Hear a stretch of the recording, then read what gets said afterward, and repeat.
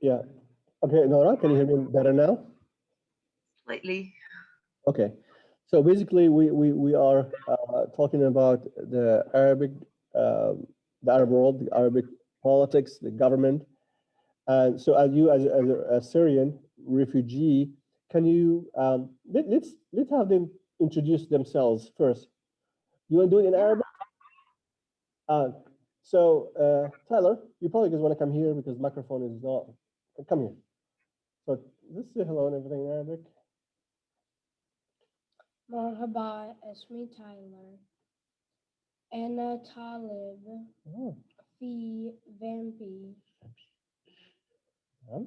تشرفنا. كم عمرك؟ تشرفنا كم عمرك؟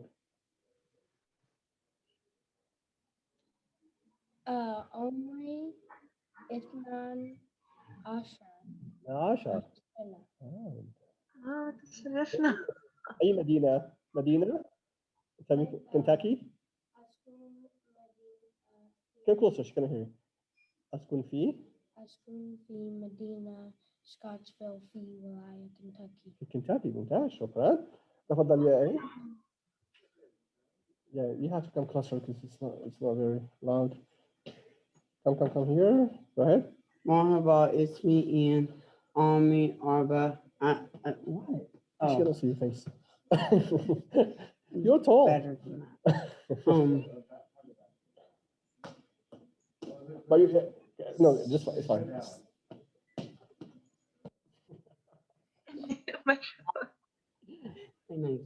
مرحبا اسمي إيان عمري 14 سنة أنا طالب في ولاية كنتاكي. ممتاز. Yeah, شكرا. شكرا. تشرفنا إين. رحنا. مرحبا اسمي مايلو أنا من مدينة بولينغ جرين ولاية كنتاكي.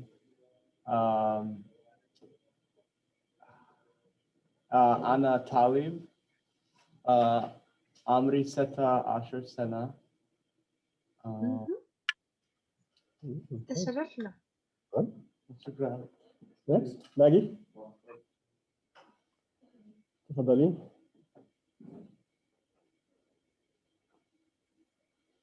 صباح الخير اسمي ماجي أنا عمري 14 سنة نشأت في لكسنغتون ومن كاتوليك لكسنغتون أنا طالبة وأدرس في WKU ولاية كنتاكي.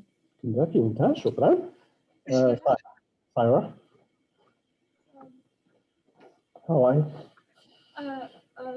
Assalamu alaikum. اسمي سايرا أسكن في مدينة بولينغ جرين ولاية كنتاكي. أدرس في مدرسة بولينغ جرين هاي سكول.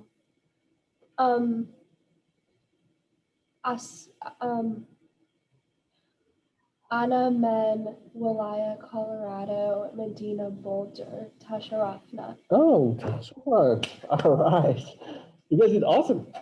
Mumtaz. So we gonna switch to English. So we can. Nora, if you wanna just tell us very quickly about you, you maybe your background, and we can start from there and about Syria, how you used to live as before what happened, and then maybe during what happened, and anything you want to share with us, that'd be awesome. تفضلي. شكرا. شكرا. First of all, أنا تشرفت. All of you, thank you so much for introducing yourself. I'm impressed, honestly. My name is Mona. I'm 26 now. I'm from Syria. I was born and I grew up in Damascus, the capital of Syria. And I went to School of Art in 2012 and graduated in 2016. I studied fine arts. I did painting. I'm a painter. And then in 2016, I got married to my best friend and we moved together to Lebanon. which was 2 hours away driving from Damascus, my city. And I lived there for 2 years from 2016 until 2018, um, until I moved here to Canada. We got our visa approved to Canada, and now I live in Vancouver. And I, of course, left due to the conflict, the armed conflict that was happening in Syria because of the revolution that started in 2011 and was faced with violence from the uh, regime side and the army. So, well, things now are the way they are now. So many people were displaced, so many people were killed or arrested or forcibly displaced or like disappeared. And yeah, I joined a band with my husband in Lebanon. uh, I was the vocalist and he was the guitarist, and we used to do Syrian folk music. We would renew the old songs that people are used to or familiar with, or people don't know at all. We would take them and rearrange or recompose sometimes and publish them again.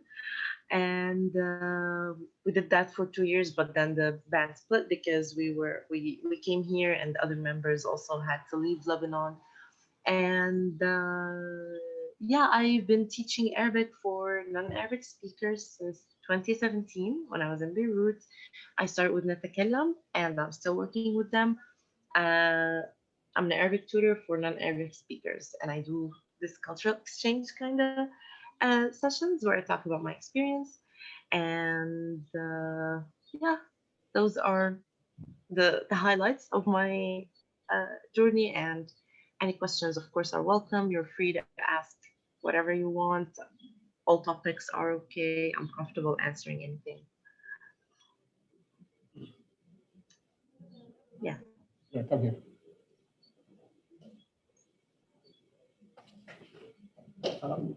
Did you yourself participate in a lot of protests? No, I was a teenager when everything started. My parents, of course, wouldn't allow me to do any of that. I was trying my best in, like, participating on social media, spreading the news on Facebook. Facebook was a new thing at that time, and it was actually a tool of the protest protesting and demonstrating. So many people couldn't just participate normally. They had to cover and hide, and the social media was one of the tools they used, and I was one of them. I was a teenager, and it's really like violent, like you can't imagine. People are so scared of the regime because they're too violent, like it's too violent, and they would easily arrest anyone. So mostly parents, also old people were very protective and scared about their beloved ones. So not everyone had the chance to participate, and those who did were faced really like with big violence. Yeah. A question on the same subject. Was it really hard to get people to participate in those demonstrations? Was it hard to take to the street at the very beginning? Because that's something probably nobody could have done before. Yes, it was definitely hard, but people still, like, that shows you how much people are, like, suppressed, because, like, even though they're completely aware of the consequences and they know what they're facing, and we've been dealing with this regime like since, I don't know, 60, 70 years now, and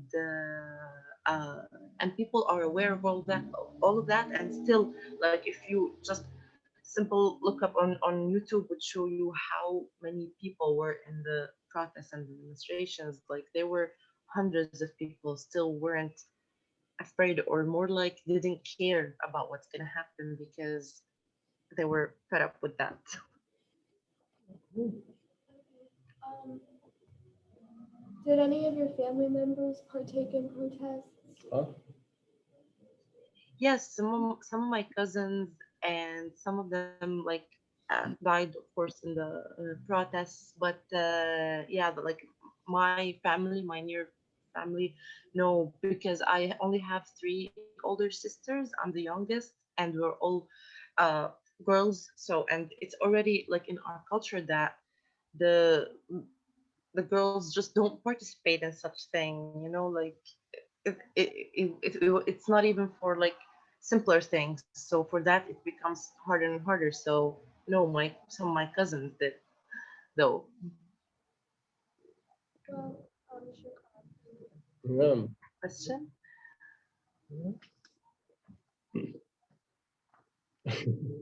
شكرا. ايه تفضل. Why did you choose Canada to go to? Good question. Thank you. I did not choose Canada. If I had the choice, I would choose Canada, I guess, but I didn't.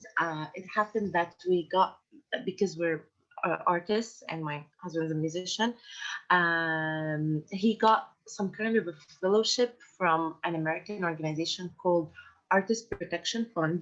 They support artists in conflicted areas. They give them financial support, grants, and a 1 year residency in a safe like place where they can practice their art. And they usually do that, and they take artists to the US. But at the time we got the fellowship, there was a ban on Arabs and Muslims and like people from certain nationalities.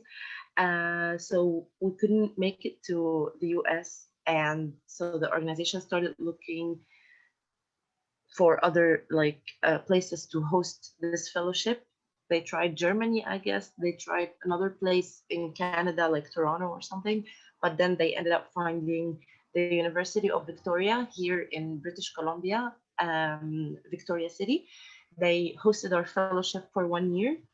So we came to Canada as workers, not as refugees. And after this was done, we couldn't, of course, go back to where we are, to where we were, like Canada, Lebanon or Syria, because they were both not safe for us. So we claimed asylum here. We did our refugee claim here, and we applied, and we just got accepted like in January this year. So the application, the whole process took about like a year and 4 months to get accepted for the refugee claim. And before that, we spent 1 year of just working at residence. And I think it's great. I think if I had the choice and knew better, I would definitely choose Canada again.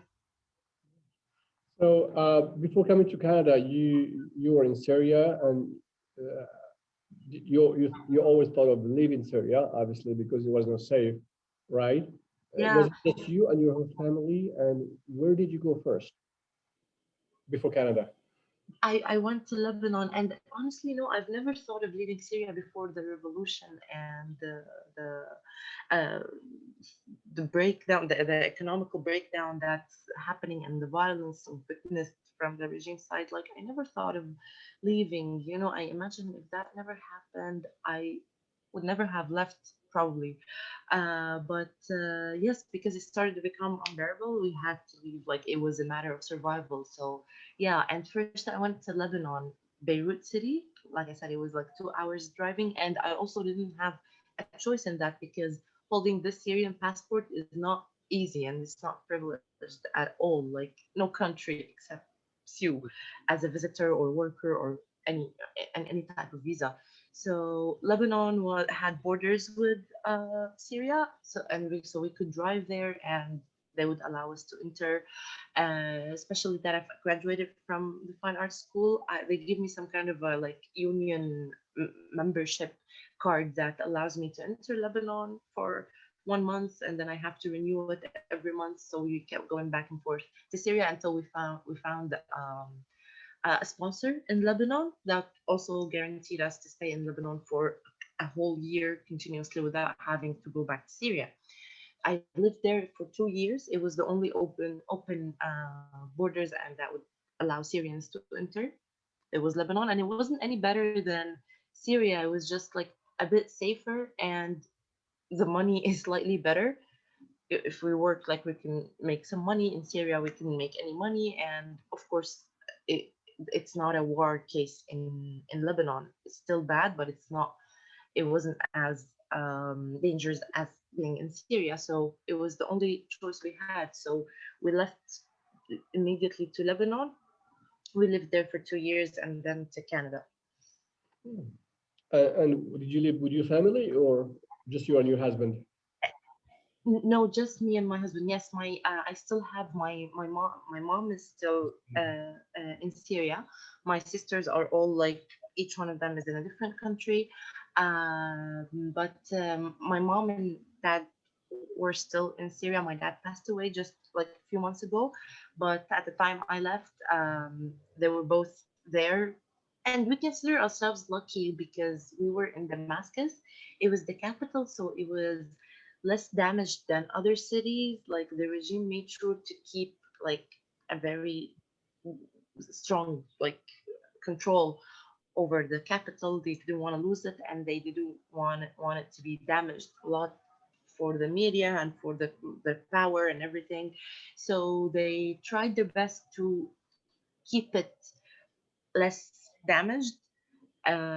Still, we had bombings, we had mortar shells, like, and missiles falling on top of our heads, and checkpoints where they could, like, just randomly arrest people. And the most terrible thing was the mandatory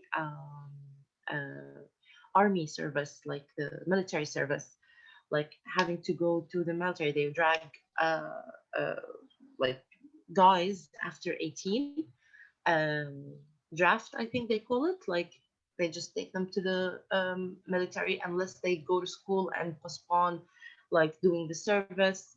That's also, like, another deal. But you hit 18, you're ready to go to the military. You're not even yet aware of what's going on around you, and still you have to go and hold weapons and be armed. And I consider this, like, terrible. So many guys also ran away, had to escape it. It was against their beliefs, against their principles. They didn't want to hold weapons, so they just also left Syria. And I consider this a displacement. So, Arabic was your first language, right? Yes. Okay, so like, how long did it take for you to learn English, and like, did you know English before you came to Canada? Thank you for your question. Yes, I spoke English before coming to Canada. I grew up as a girl. I didn't have much to do when I was a kid. I wasn't allowed much, if I was to say. I spent a lot of time on TV, and we had some channels that would put um, English shows, like American specifically. I was exposed to the American music, culture in general through TV. So I developed my English growing up, like, since I was a kid. And then when I came to Canada, I already spoke English, but it's not very common there. Like, they teach us English in school, but they don't really teach us how to speak. Like, they teach us grammar, all the, like, the rules and grammars in English and vocabulary and everything, but they never really converse with us. So you had to do that on your own. Some people developed it on their own. Some people just didn't have a chance to.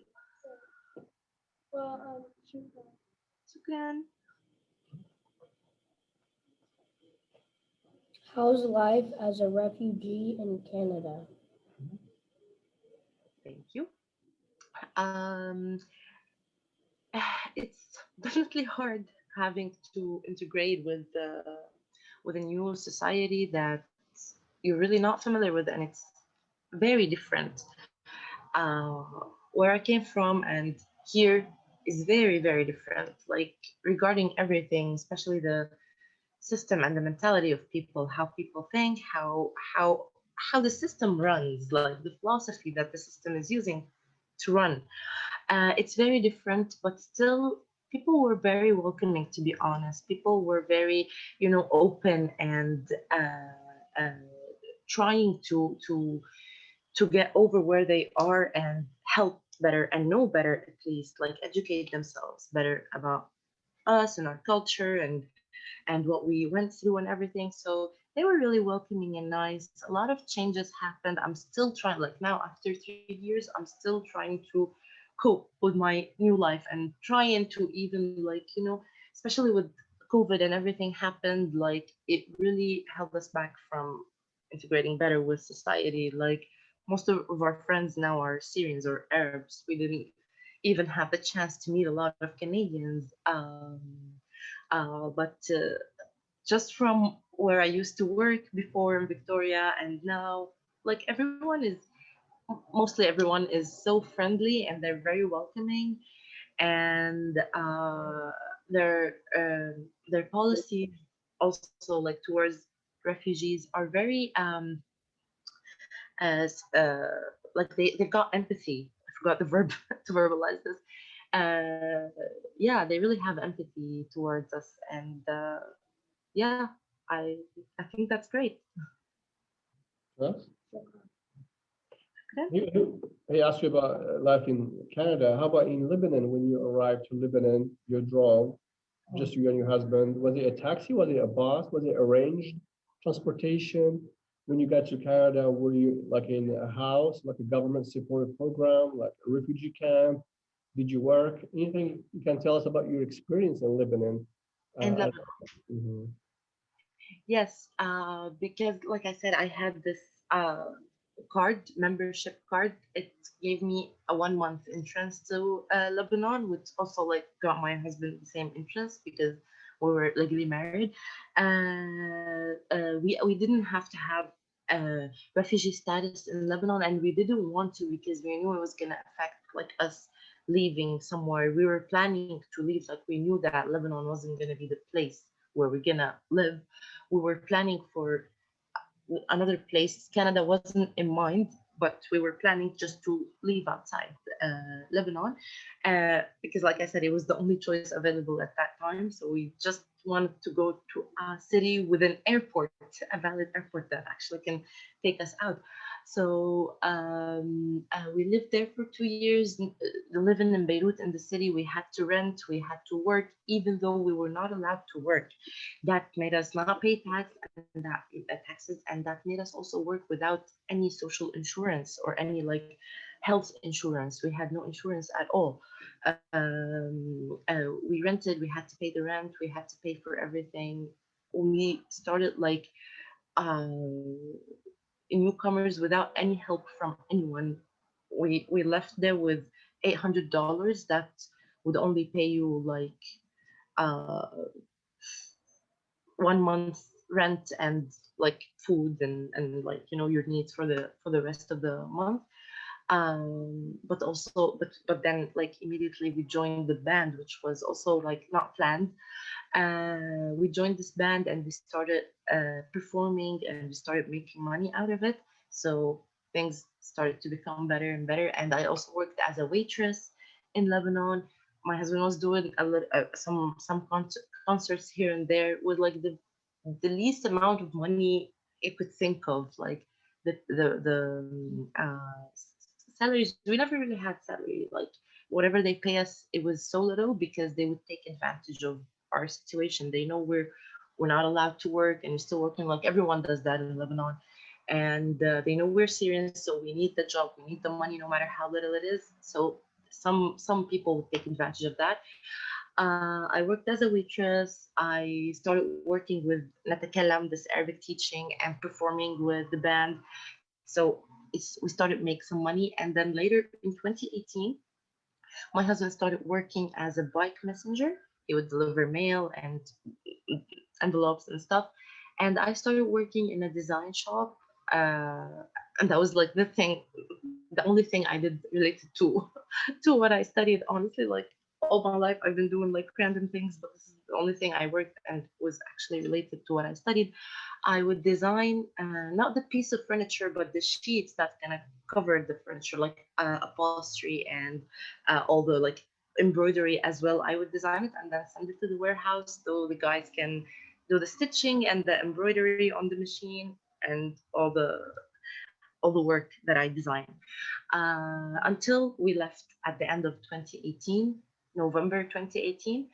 But yeah, we did not have refugee status in Lebanon, which I honestly don't know if it was better or not that we didn't. Of course, it was better for us leaving, like we wouldn't have left as workers if we had a status in Lebanon.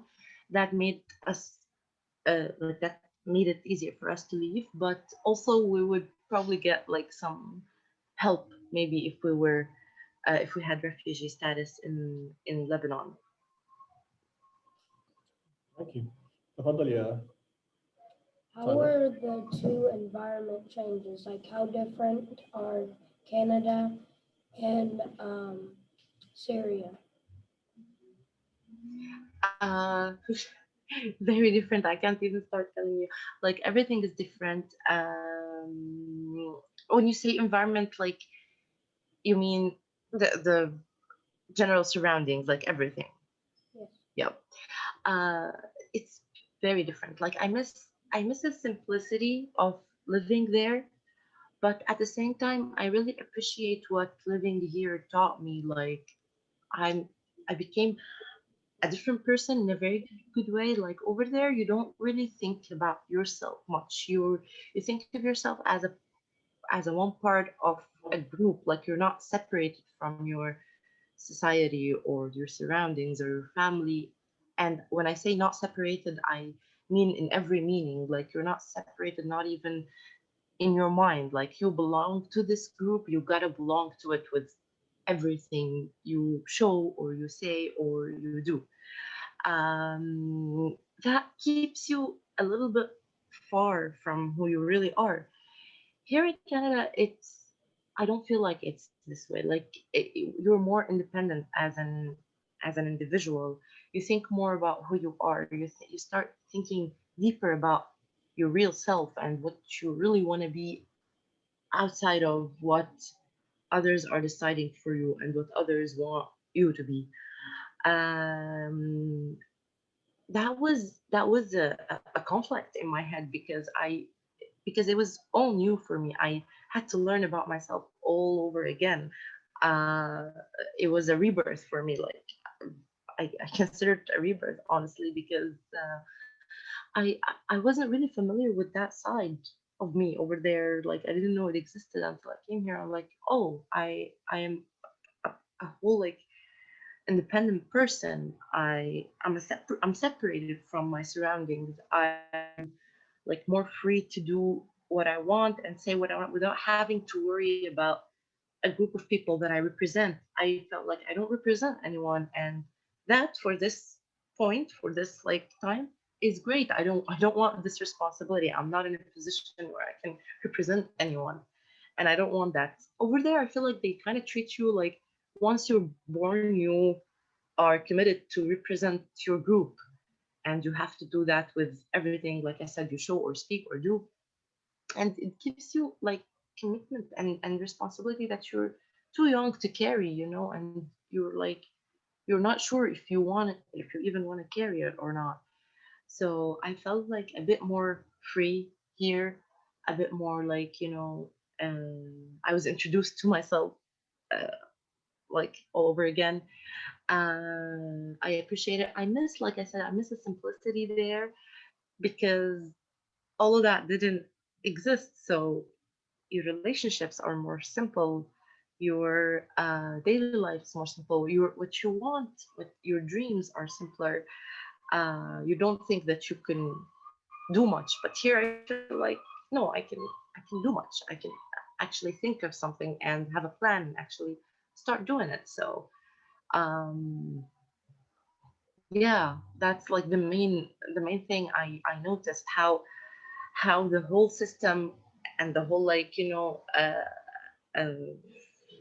kind of system running the country, the laws, everything, how it reflects on us as individuals. Like I feel like because we were in a kind of a socialist kind of communist, a mix of those country. I feel like we had to it reflected on us a lot. We had to like be in that group and just commit to it, where here is more like liberal, more self individualistic kind of system. So it also reflects on the individual, and I feel like that actually was a privilege for me to get to see both ways and see the difference. I like study it in real life, like without having to read it in books. And yeah, it was a lot to cope with. اتفضل يا إيم. Yeah. What's your favorite place to go besides like your where you're from? In Canada? No, Oh, In okay. the like world, I love to travel. Like I really, really want to travel. I guess because I've been like prayed from that all my life for carrying this passport I carry. I really want to travel like everywhere if I have the chance. I want to go to like really not very known countries. I really want to go to Europe, France, and Spain, and all of that. But also like I really want to go to Bora Bora. I really want to go to the Congo. I want to see the bonobos, the chimps, kind of the animals. Um, I love Canada. I love the weather here in BC is so good. I was surprised that it's Canada. Like it's really nice. Places up north where it's really really cold. Like I definitely want to visit there. I don't think I'll ever live in one place. I'll just like settle. I love to settle. That's my dream to settle down and have like my place, and this is my area, my place, and just be settled. But I want to be settled like mentally and psychologically before settling, like in a place. And once I settle, I feel like I will have the freedom to just move around and travel wherever I want. اتفضلي. نعم ماجي. What are the COVID restrictions in Canada like right now? Um, they're lifting them actually now. It's becoming better. The 1st of July was the first day with no mandatory masks inside. Masks became optionary, inside. But like no recreation traveling. You can't. That's basically it. This is the thing that's like now is happening, but otherwise it's all fine.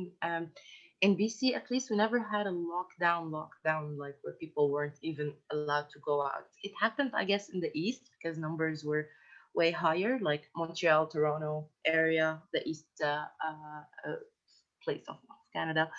But here in BC, it wasn't really that bad the entire time. Like, of course, some places closed, like the sitting in the dining in stopped in everywhere. It was not allowed. Everyone started to like have patios and people sitting outside. Masks were mandatory everywhere, wherever you go. Not in the street though. It was never mandatory in the street. Um, so many of our favorite places closed. Like no gigs and gatherings and parties and concerts. That actually held us back a lot. We performed like 3 times in Vancouver before COVID happens, but then everything stopped. We were planning to maybe have more, but then everything stopped because of COVID. Yep. شكرا. تفضل يا إيم.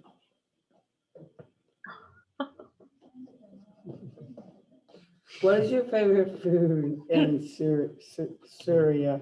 سوريا ممتاز. Syria, nice. Oh, you asked a very sensitive question. Oh, food is the thing I miss the most in Syria.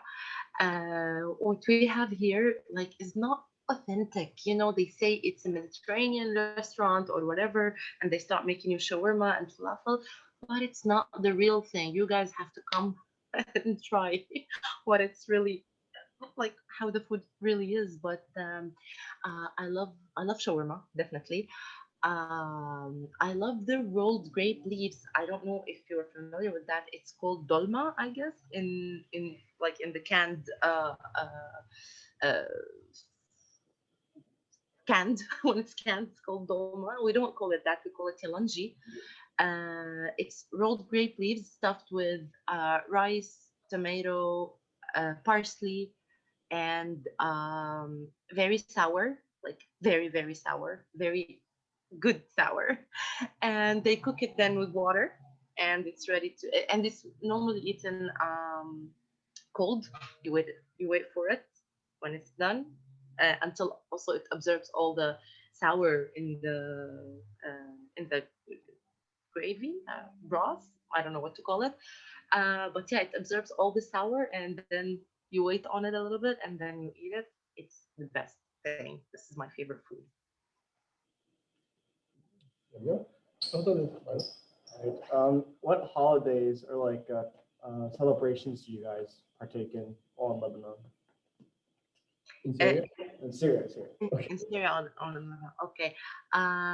Well, in Syria, we used to celebrate Eid al-Fitr, which is the Eid, the holiday after Ramadan, after people are fasting for 1 month.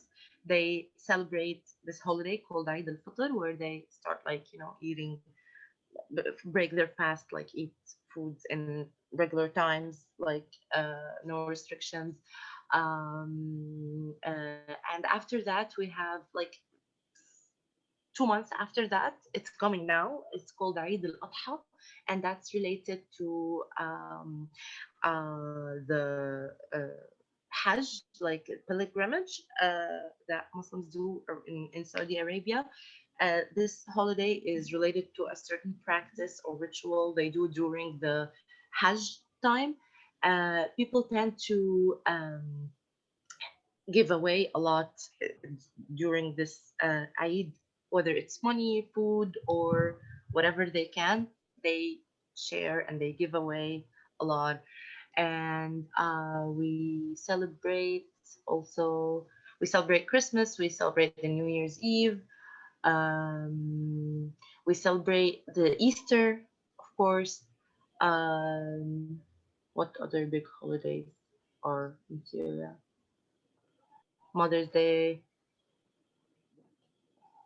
Valentine's Day. Yeah, but those are the like ones that I don't see a lot here. Like Ramadan itself, the whole month is a celebration. Like when Ramadan starts, people are like become very happy, and it's some kind of a celebration. So yeah. How about that?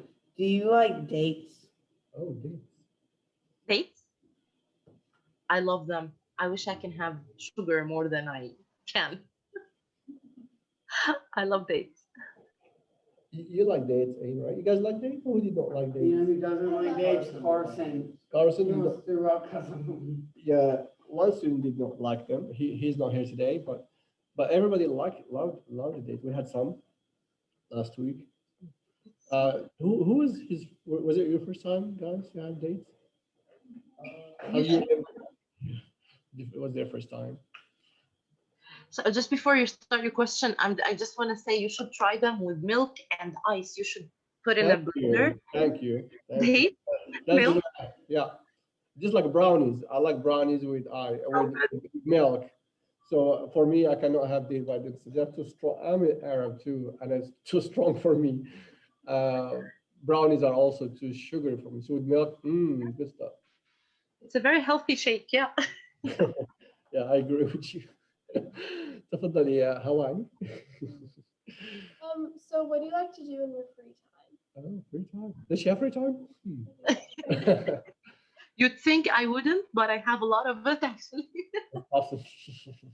Yes, no, especially now after COVID. Like I stopped working last July. Like it's a year now that I haven't worked outside, and it's never been that long for me. I have a lot of free time now. I like to read. I would like to draw and do those stuff, but I also like to watch TV, like movies and series and listening to music. I love that.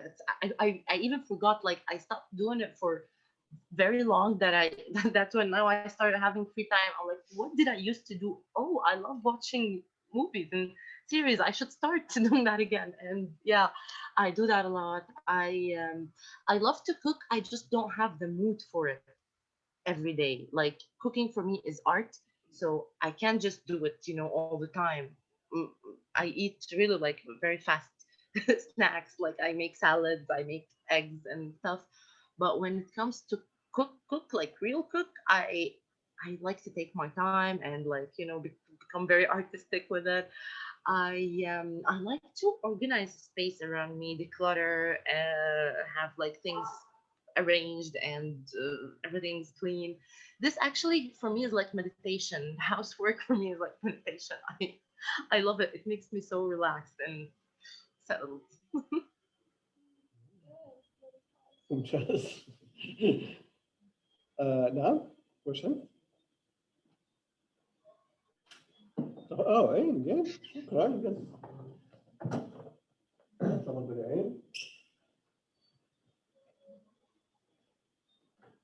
Do you like to go like to beaches in Syria? Oh, Sorry, do I like to go what? To beaches like in Syria? the beach. To the beach? Oh, to the beach in Syria. Yes. Well, believe it or not, we never went to the beach. Like I remember going to the beach once in 2007, but I only saw it from distance.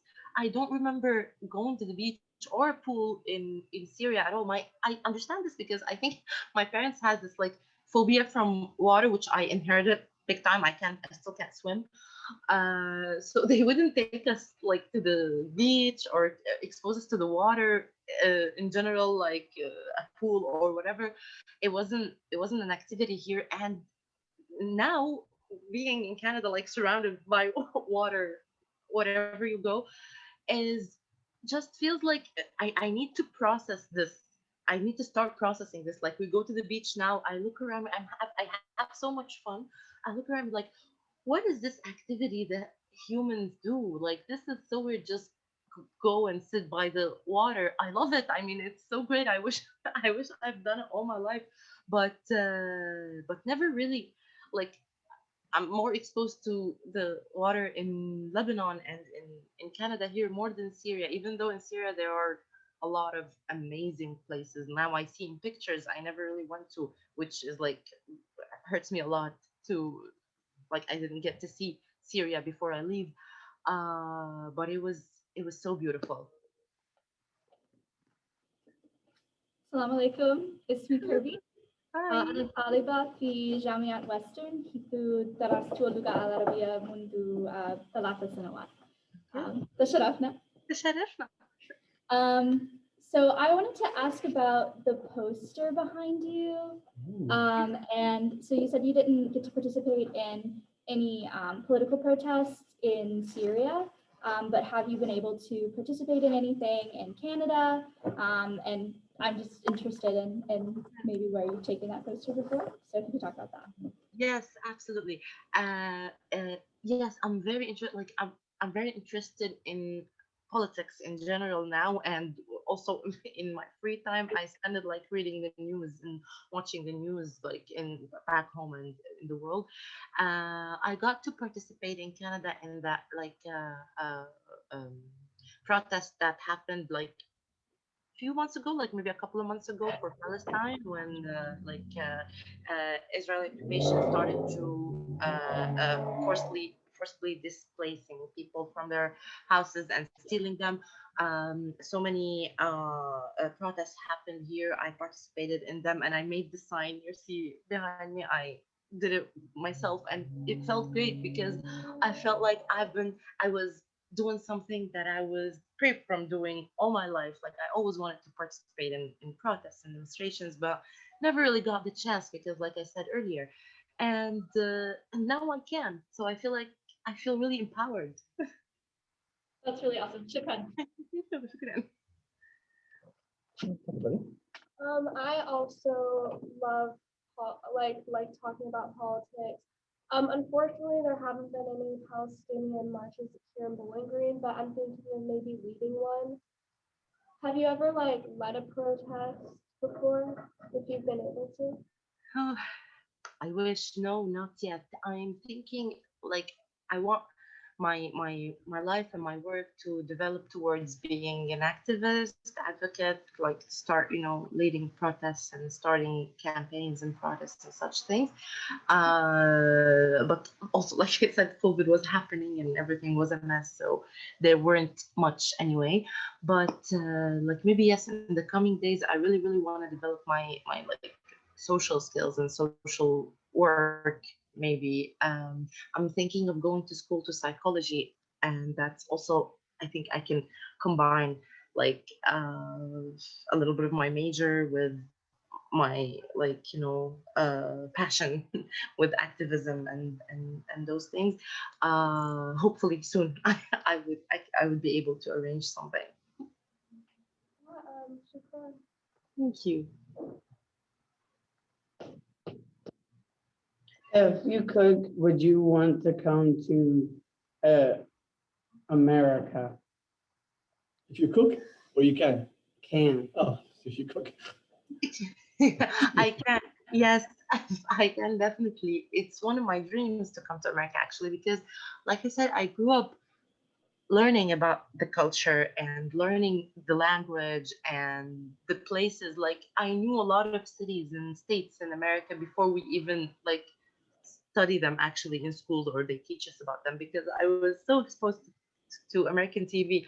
And one of my dreams is to come to America. I don't think I want to live there. Like I've never thought of actually living there, but when I'm able to travel, I'm definitely gonna come to America. And I am also moving to Montreal next month, so I'm gonna be really close to New York. So whenever the ban is, I guess the ban is already lifted, but then the COVID restrictions on borders, like between Canada and America, when this is all like solved and everything is back to normal, I'm definitely taking the first train I see to New York. I would love to come. Right. Inshallah. Inshallah. Tyler, تفضل. Do you think that the people in Canada are nicer and better than the people in Syria? In Lebanon, maybe? Because that's her country and she immigrated. She was a refugee in Lebanon and Canada. So are you asking comparing between Canadians and Lebanese? How hospitable? Okay. Yeah, yeah, that's a valid question. Like you don't have to be a refugee in Lebanon in order to be treated with like racism. So many people in Lebanon I met, and I was lucky. Of course, I am very grateful for that. I didn't really face much racism. People were very nice. People surrounding me, my circle at least, like people I know. And of course, it plays a role what I am doing, which sucks, of course. Like it shouldn't be that way, but because I'm like I was a performer, I used to work, I used to be here and there. People were like more open with me and more like nicer to me, which I don't like, but it's like that. I faced more racism in Lebanon than in Canada. Honestly, like racism exists everywhere. It's not with such things and with everything you can never generalize. I think this is a lesson I like a very important lesson I learned from all my life here. Like never ever generalize, never ever with anything.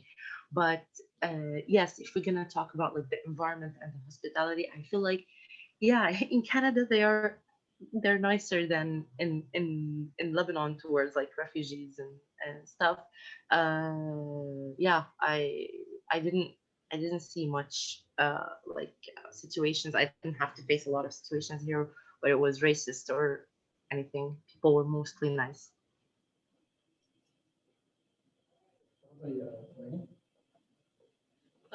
Do you have any pets? No, I wish I back in Syria I had a so the turtle is the one that goes in water. What's the name of the one that doesn't go in water? Order. Tortoise? Yes, that. I had a little one, like a very small one. It grew up. She grew up. I don't know. But here I don't have any. I really, really, really want a dog or a cat. I don't know, but I really want a dog. I want one of those like big hairy ones that play yoga with their and they're so nice. Um, when it comes to reality, of course, I can't have a monkey as a pet, but I really, really want to have a monkey as a pet.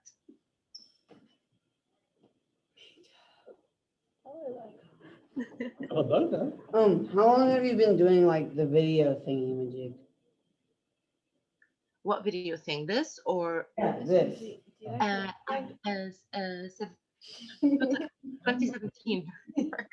Oh, Yes, I started like with teaching Arabic, only teaching Arabic, and then the نتكلم people, like the organization I'm working with, they started growing up. Like I started with them when they were first still starting, and then they started to grow up and develop their program and started those like kind of cultural exchange or refugees voices sessions, and I started working with them immediately with that. One more question? No? Okay. Anybody else? Yeah? No? I got a question for you. I know you kind of started learning English by yourself a lot of times through watching TV and everything. Was it hard to learn English? Were you taught English at school? Did you have to learn English at school? At what age? What's the first foreign language in Syria? Yes, it's it's spoken in Syria. It's used in Syria, of course, not between people. Like we use Arabic, but especially now the new generation is becoming more, exposed to the language and to learning the language. We started English in school when I was in the third grade. That was 2003. It was first introduced and enter like the school curriculum that we have to study English, like with books and everything. And they brought us teachers and everything.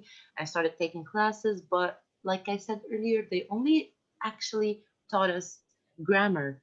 They would teach us what's in the book, but when it comes to languages, you're never really fluent, or you never really really know how to talk until you start speaking. Like my husband came here to Canada with a very little English, like his English wasn't good at all, and he didn't do any courses, he didn't do any classes, and still now he speaks kind of like, I'm not gonna say fluently, of course, but his he can communicate and he conversed really, really well. Like he learned just from speaking. So they didn't used to actually speak with us in English. So that's why if you don't work on it on your own, you get the basic, the 1, 2, 3 ABCD English from schools, because they weren't used to use a different language as speaking. Arabic is like very common and very like they would look at you even if you speak English. They're like they would look at you as if you're like bragging or trying to act like you're from a higher class in society. Like they always relate language to being arrogant. Like if you speak another language, you're just being a show off. Like it's not, this is not necessary. So that's why a lot of people get like shy and embarrassed from speaking English. That holds them back from developing their language also. For me, I spent time on TV. I learned all my English. I started to actually think in English, so I didn't really need a lot of people to talk to. I was just like, thinking to myself and singing. I could rap when I was 11 or 12. I learned like Eminem songs and started like singing them along. So it improved my English a lot. What was the hardest thing in English to learn, and do you know any other languages? Ooh. The second part of the question I didn't catch after the hardest thing to learn. Do you know other languages apart from English? Okay.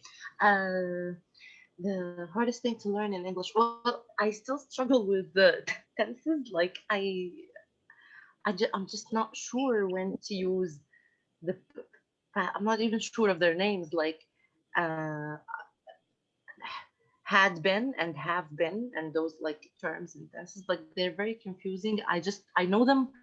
I feel like I know them by heart. I don't know the grammar. I feel like I just use them instinctively. I don't really know when to use which, but yeah, if I was like to learn them and like read them, I would struggle with learning them. I feel like now they just come out. I'm half the time I'm not even sure if I'm like correct or not using the tense. And no, I don't speak other languages. I love to learn French, and I'm going to Montreal also to learn French. Um, I can understand very like little French. I sing a little bit, but I can't speak. I want to learn, and Spanish. I really want to learn Spanish as well. نعم تفضلي. Okay. Are there any places in the U.S. besides New York you're interested in visiting? I want to go to North Carolina. I have a friend there. I really want to visit. And California and Los Angeles, because I've heard a lot about them, and the weather is nice, and the whole like it's the West. I love the West Coast, so I think it would be really nice. Yeah, me too. Yeah. Yes. One last question. One last question, Aim.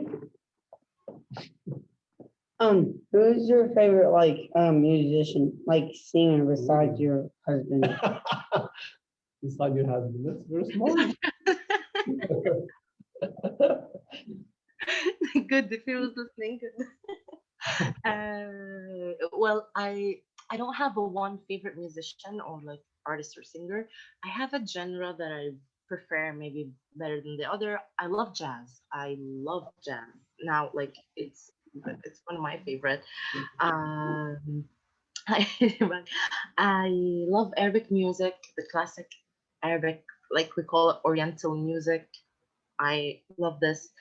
I love rap because I love the poetry, like behind the verse. The lyrics are so sometimes are so meaningful, and they actually have a story and a case. Like there's a cause. There is something you're talking about. It's very free. Like I feel like rap is it's freedom.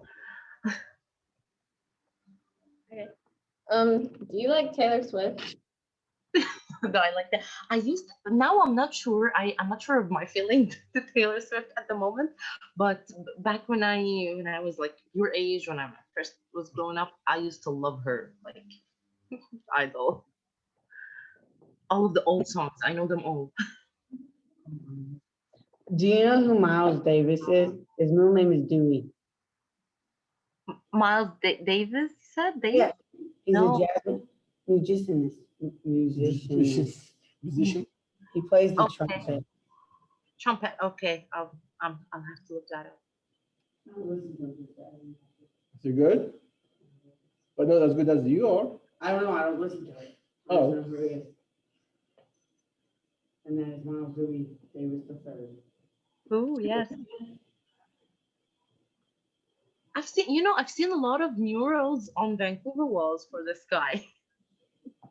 I'm just seeing pictures of him right now. Yeah. Thank you. No problem. Got you. Awesome. Awesome. Well, if I don't know if you guys have any more questions. Well, shukran jazilan, Muna, for this amazing chat and session. We really learned a lot from you. Nam? 28 seconds. Yeah. If anything else you want to say? Now we have 18 seconds. I'm really blessed for the session, guys. So thank you. Your questions were very interesting. You made me say a lot of things that I wasn't thinking of. Actually, your questions were very interesting and very like inclusive. Thank you. Thank you for taking the time to chat with me and giving me the opportunity to speak today. Shukran. Yeah. Shukran jazilan. Awesome. Awesome. Shukran.